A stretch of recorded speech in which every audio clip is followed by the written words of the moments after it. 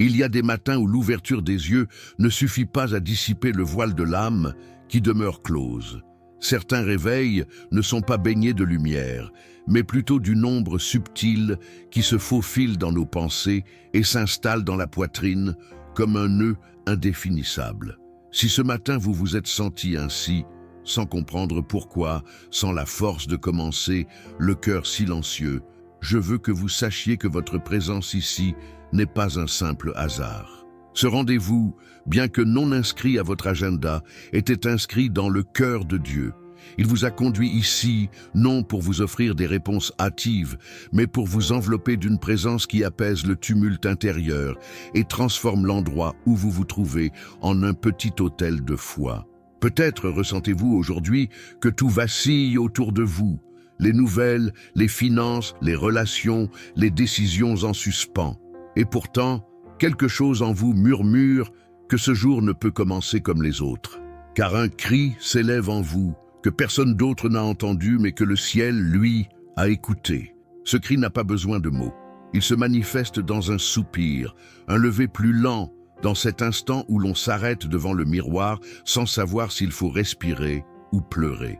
Et c'est là, précisément là, que le psaume 112 prend tout son sens, devenant plus qu'un texte ancien.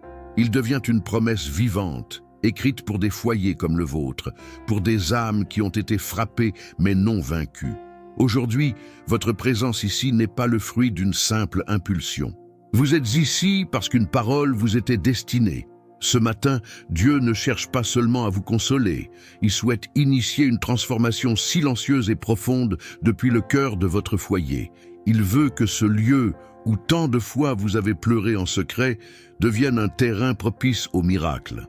Non pas ces miracles bruyants accompagnés de lumières et de signes, mais ceux qui naissent dans le silence, la paix retrouvée, la foi ravivée, le cœur qui recommence à faire confiance. Écoutez avec une âme ouverte.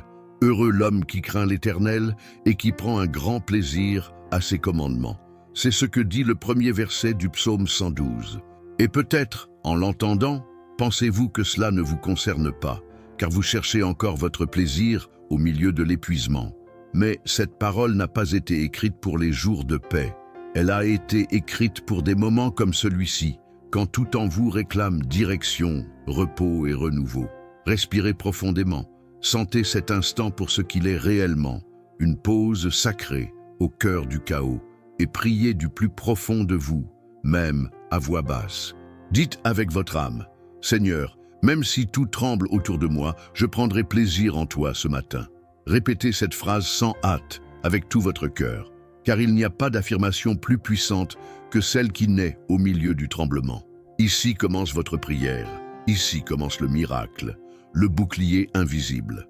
Il existe des peurs que l'on ne crie pas, des peurs qui rampent, silencieuses, de l'oreiller à la cuisine, la peur que quelque chose de grave arrive aujourd'hui, la peur que de mauvaises nouvelles frappent à la porte, la peur que la routine cache une nouvelle déception, et même si vous ne le dites pas à voix haute, votre corps le sait, il tremble à l'intérieur, se tend, anticipe ce qui n'est pas encore arrivé. Ce genre de peur s'installe le matin comme un invité indésirable. Il ne s'annonce pas, il ne demande pas la permission. Il arrive juste et pèse. Peut-être vous êtes-vous réveillé ainsi, avec une inquiétude inexplicable, avec un sentiment de vulnérabilité, avec cette pensée récurrente, et si aujourd'hui quelque chose tournait mal? Mais c'est précisément ici que le psaume 112 se dresse comme un bouclier. Non pas comme une promesse vide, mais comme une armure invisible tissée par la foi. Il dit, il n'aura pas peur des mauvaises nouvelles, son cœur est ferme, confiant en l'Éternel. Et cette phrase ne décrit pas une personne vivant dans un monde parfait. Elle décrit quelqu'un comme vous, quelqu'un qui connaît la douleur, qui a entendu des nouvelles qui ont brisé son âme, mais qui choisit néanmoins de ne pas craindre. Car sa confiance ne dépend pas des événements, mais de celui qui soutient chaque jour.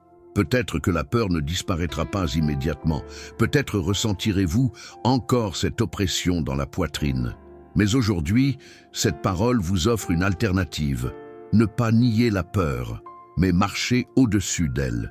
Vous n'avez pas besoin de feindre la bravoure. Vous avez juste besoin de déclarer, même avec la voix tremblante, « Aujourd'hui, je ne marche pas par ce que je vois, mais par la parole qui me soutient. » Laissez cette phrase se répéter en vous comme un battement de cœur, non pas comme une formule magique, mais comme une graine de vérité qui commence à prendre racine. Dieu ne vous demande pas de tout comprendre, ni de contrôler chaque situation. Il vous demande seulement de déposer votre peur entre ses mains, de lui livrer ce que vous ne pouvez pas encore nommer. Car il existe des boucliers invisibles qui arrêtent des flèches que vous ne connaîtrez jamais. Ce matin, même si vous ne ressentez aucune force, une protection spirituelle est en train d'être élevée sur votre maison. Une couverture qui ne dépend pas de vos mérites, mais de l'amour inébranlable de Dieu. Et si vous vous arrêtez un instant, si vous faites le silence entre une respiration et l'autre, vous pourrez peut-être le sentir. Ce n'est pas seulement de l'espoir, c'est un bouclier, c'est un abri, c'est une présence réelle. La peur a peut-être fait son apparition avec vous, mais elle ne régnera pas dans votre âme à la fin de la journée. Car ce matin, celui qui veille sur vous a déjà préparé un chemin où vos pas seront fermes, même si le monde tremble. La vraie bénédiction. Beaucoup désirent des miracles, beaucoup prient, en espérant des réponses immédiates, des changements visibles, des portes qui s'ouvrent sans effort. Mais il y a quelque chose que presque personne n'enseigne. La vraie bénédiction ne commence pas par ce qui se passe à l'extérieur, mais par ce qui est décidé à l'intérieur. Il est facile de chercher Dieu quand il y a urgence. Il est plus difficile de prendre plaisir en lui quand il n'y a rien à célébrer, quand l'âme est fatiguée et que tout ce que l'on ressent est le poids de l'attente. Le psaume 112 ne parle pas de quelqu'un qui vit en cherchant des résultats. Il parle de quelqu'un qui se délecte des commandements du Seigneur, quelqu'un qui a appris à incliner son âme, à écouter dès le matin, à aimer ce que Dieu aime, même si cela fait mal, même si cela coûte. Craindre le Seigneur n'est pas avoir peur de lui. C'est reconnaître qu'il y a une sagesse plus haute que la nôtre, une volonté qui transcende nos impulsions, un amour qui sait attendre. Craindre Dieu, c'est vivre avec révérence, avec humilité intérieure, avec ce désir profond d'être guidé, pas seulement d'être béni. Il y a une profonde différence entre demander par nécessité et se rendre par amour. L'âme qui se rend, qui cherche d'abord le Père et non seulement ses cadeaux, commence à expérimenter une transformation silencieuse. Elle ne prie plus dans l'urgence, mais dans le don de soi. Elle ne cherche plus à contrôler, mais à faire confiance. Et c'est là, dans cet espace invisible où la volonté se rend, que la bénédiction trouve un terrain fertile. Avant de demander, avant de crier, avant d'énumérer ce qui manque, il y a quelque chose de plus précieux que vous pouvez faire. Vous pouvez vous arrêter et dire avec le cœur ouvert: aujourd'hui, je prends plaisir en toi, Seigneur, pas seulement en ce que tu peux faire. Cette déclaration, prononcée dans la quiétude du matin, a plus de pouvoir que 1000 prières hâtives, car il ne s'agit pas de convaincre Dieu, mais de vous aligner avec son cœur. La transformation du foyer ne commence pas par un miracle visible. Elle commence par une âme qui choisit de faire confiance. Elle commence par une mère qui prie en silence, par un père qui bénit avant de partir, par un grand-parent qui ouvre la Bible quand personne ne le voit. Elle commence par de petits actes de foi que personne n'applaudit peut-être, mais que le ciel honore.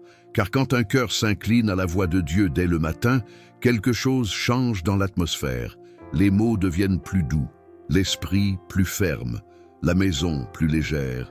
Il ne s'agit pas d'éliminer le besoin ni de nier la lutte. Il s'agit de changer la posture intérieure, de passer de la plainte à la reddition, de vivre non pas comme celui qui exige des miracles, mais comme celui qui marche avec celui qui les rend possibles. C'est la vraie bénédiction, et elle commence aujourd'hui en vous. Des miracles silencieux. Il y a des miracles qui ne sont pas célébrés. Ils n'ont pas d'applaudissements, ni de chants, ni de témoignages publics. Ce sont les miracles qui se produisent dans l'intimité de la persévérance. Dans ce moment où tout semble s'effondrer, mais vous choisissez de rester debout. Dans cet instant où tout en vous veut abandonner, mais vous, l'âme tremblante, vous décidez de continuer à croire. Restez ferme. c'est aussi un miracle, et peut-être l'un des plus puissants qui existent. Le psaume 112 ne parle pas de quelqu'un qui échappe à la douleur. Il parle de quelqu'un qui, malgré la douleur, n'est pas ébranlé. Il ne sera jamais ébranlé. Le juste sera en mémoire éternelle. Cette phrase est une déclaration silencieuse de victoire. Non pas une victoire de ceux qui gagnent des batailles visibles, mais de ceux qui ne se brisent pas à l'intérieur, même si le vent souffle fort. De ceux qui pleurent en secret, mais continuent à servir.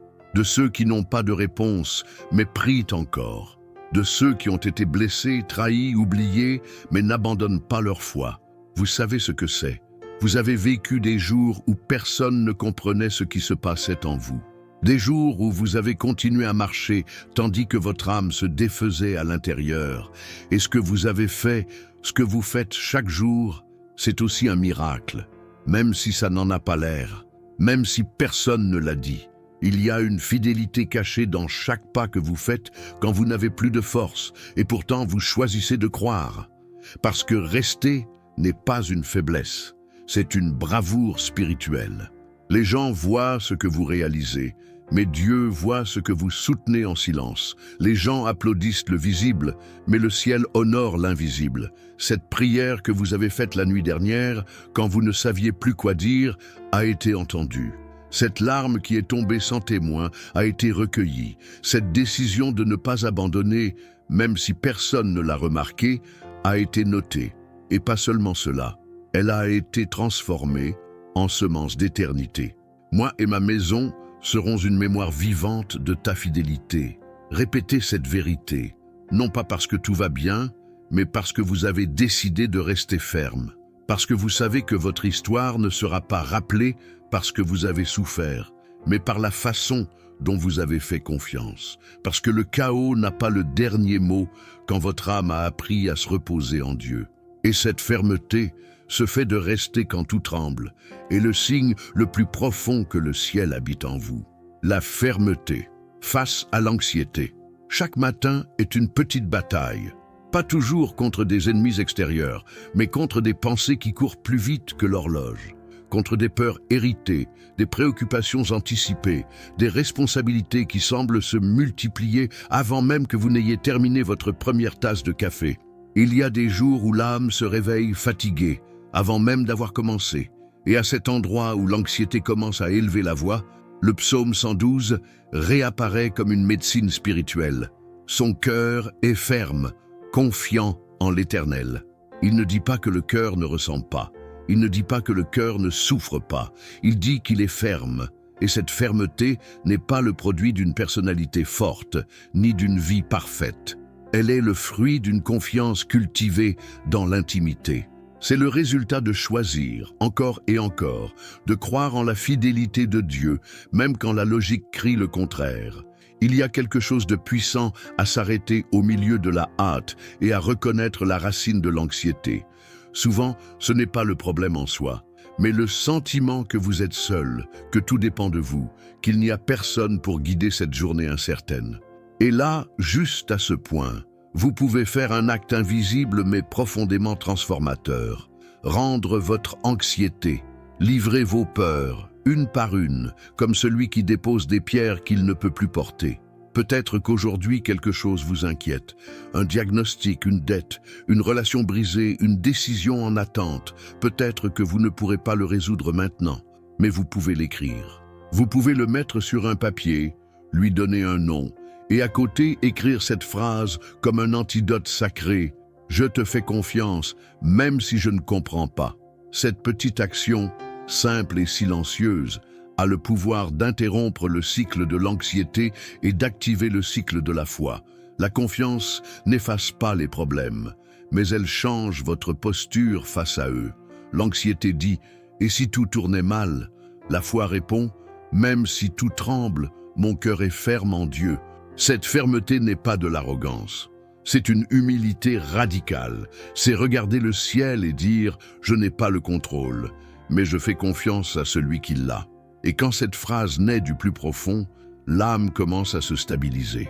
Non pas parce que tout se résout instantanément, mais parce que votre esprit s'est souvenu en qui repose son espérance. Aujourd'hui, le monde peut continuer à bouger vite, mais vous n'avez pas besoin de bouger avec lui. Vous pouvez rester ferme. Respirez lentement, marchez avec un but, car la confiance qui habite en vous n'est pas une émotion passagère, c'est une décision éternelle. Et cette décision prise au lever du soleil peut changer tout le cours de la journée. La semence des mots. Il y a des mots que l'on dit presque sans y penser, des phrases qui naissent de la fatigue, de la frustration, de nuits mal dormies et de matins qui commencent par un soupir étouffé. Je n'en peux plus. Tout reste pareil. Ça ne change jamais. Et même si elles semblent innocentes, ces mots construisent des atmosphères. Ils façonnent l'environnement émotionnel dans lequel vous respirez. Ils ouvrent des portes invisibles. Ils nourrissent le découragement sans que vous vous en rendiez compte. Le psaume 112 déclare que dans sa maison, il y a richesse et bien-être. Et cela ne se réfère pas seulement au matériel. Il parle d'un état spirituel, d'une atmosphère intérieure qui commence par ce qui est prononcé au réveil. Lorsque les premières pensées du jour sont de désespoir, d'épuisement ou de plaintes automatiques, on sème un sol où la foi a du mal à prendre racine. Mais quand, même au milieu de la douleur, on choisit de déclarer la vie, alors quelque chose change. Lentement, presque sans bruit, l'âme commence à s'aligner avec l'Éternel. Il ne s'agit pas de nier la réalité, il s'agit de décider avec quel langage vous allez l'affronter. Vous pouvez dire « je n'en peux plus » ou vous pouvez dire, avec la même vérité mais avec une autre perspective, « ma maison est une terre de miracles, même si je ne le vois pas encore ». Les deux phrases proviennent du même cœur fatigué, mais seule l'une prépare le chemin de l'espoir. Les mots sont des semences. Chaque matin, avant même que vous ne vous en rendiez compte, vous semez déjà. Parfois vous semez la peur, parfois la résignation, mais vous pouvez aussi semer la foi. Pas une foi feinte ni imposée, une foi réelle. Celle qui naît lorsque vous choisissez de prononcer ce que Dieu a dit, même lorsque vos émotions disent le contraire. Et ce choix n'est pas toujours facile. Parfois il est difficile, parfois il semble artificiel, mais avec le temps, cette semence produit du fruit.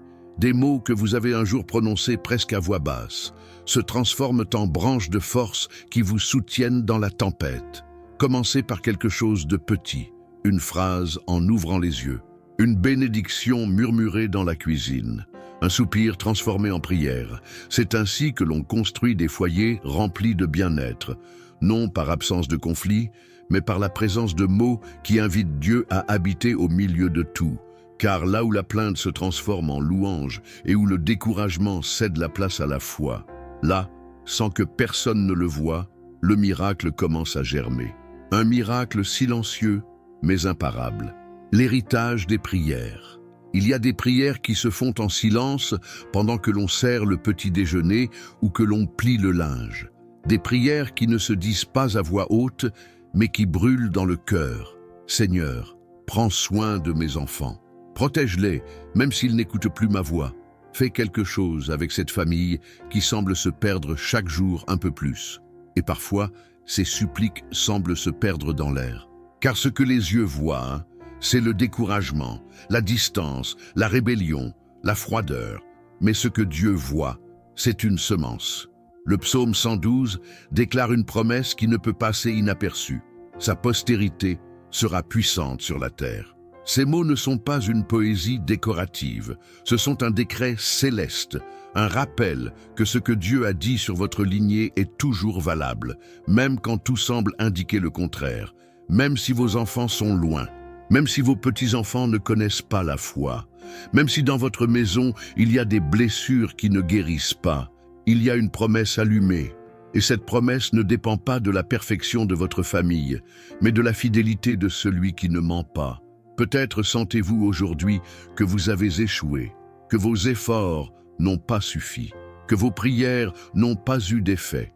Mais ce que vous voyez comme un échec, Dieu le voit comme un terrain fertile pour un nouveau commencement. Car il y a un type d'héritage qui ne se mesure pas en possession ni en réalisation. C'est l'héritage spirituel. celui qui laisse des empreintes invisibles dans l'âme de ceux que vous aimez. Celui qui un jour se réveillera, peut-être au moment le moins attendu, et ramènera à la maison ceux qui s'étaient perdus. Vous ne priez pas en vain. Vous ne semez pas en terre aride, vous ne voyez peut-être pas encore le germe, mais sous la surface, quelque chose est déjà en train de germer.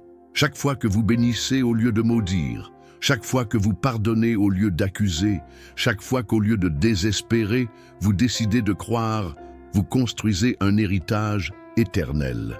Parce que vos prières ne meurent pas, elles voyagent. Elles se logent dans les recoins de l'âme de vos proches. Et un jour, quand vous vous y attendrez le moins, ces mots résonneront dans leur cœur. Déclarez, même si vous avez du mal à le croire, mes enfants ne sont pas du monde. Ils sont l'héritage de Dieu. Et répétez cette vérité comme celui qui arrose une graine chaque matin, non pas parce que vous voyez des fruits maintenant, mais parce que vous savez que Dieu honore ceux qui sèment avec des larmes.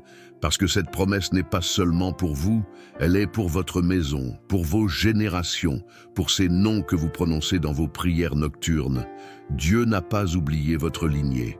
Et ce qui vous fait mal aujourd'hui sera demain un témoignage de restauration. Le psaume 112 n'a pas été écrit pour ceux qui vivent dans une calme constante, ni pour les foyers où règne la perfection. Il a été inspiré pour des temps de guerre intérieure, pour des jours où l'âme se sent exposée, vulnérable, fragile, pour ces aubes où l'on porte plus l'invisible que le visible. Et c'est justement pour cela que son pouvoir est si profond, parce qu'il ne nie pas la bataille, il l'honore, il n'échappe pas à la peur, il l'affronte avec foi, il ne fait pas taire la douleur, il la transforme en prière. Aujourd'hui, cette parole prend chair dans votre réalité. Peu importe à quel point votre environnement a été chaotique, ni à quel point vous vous êtes senti faible au réveil. Peu importe si les nouvelles n'ont pas changé, si les comptes attendent toujours, si les liens font encore mal. Ce qui importe, c'est que vous êtes ici. Que vous avez choisi ce moment pour faire une pause, pour respirer différemment, pour ouvrir votre cœur et permettre à quelque chose d'éternel de vous toucher au milieu du bruit. Peut-être ne ressentirez-vous pas une émotion intense. Peut-être n'y aura-t-il pas de larmes ni de signes visibles, mais cela n'invalide pas ce qui se passe en profondeur, car la foi ne crie pas toujours. Parfois, elle murmure, parfois, elle ne fait que battre. Parfois, elle se manifeste simplement en restant un peu plus, en fermant les yeux un instant de plus, en répétant une phrase qui soutient « Mon cœur est ferme, confiant en l'Éternel ». Ne quittez pas votre maison sans semer cette vérité en vous, sans vous rappeler que votre maison, aussi simple ou brisée qu'elle puisse paraître, a été atteinte par une promesse de stabilité, d'honneur, de protection. Non basé sur les mérites, mais sur le caractère inébranlable d'un Dieu qui n'abandonne pas. Un Dieu qui voit ce que personne d'autre ne voit, qui entend ce que vous n'avez pas dit, qui répond même quand vous croyez que le ciel est silencieux. Déclarez avec foi, quelle que soit votre histoire, quel que soit votre état émotionnel, ma maison est couverte par la parole du psaume 112. Dites-le pour vous, dites-le pour votre âme. Dites-le comme celui qui allume une lampe dans l'obscurité. Car les mots, quand ils naissent d'un cœur sincère, ne se perdent pas. Ils montent, ils se plantent, ils deviennent un écho dans le ciel. Et tandis que vous marchez vers le reste de votre journée, souvenez-vous, vous ne le faites pas seul, vous ne le faites pas par inertie, vous le faites avec une semence spirituelle en vous. Une semence qui, avec le temps, portera du fruit. Parce qu'aujourd'hui, vous avez mis Dieu en premier, et cela, même si personne ne le voit, change tout. Vous ne manquerez de rien, car la promesse a déjà été dite, et vous l'avez reçue.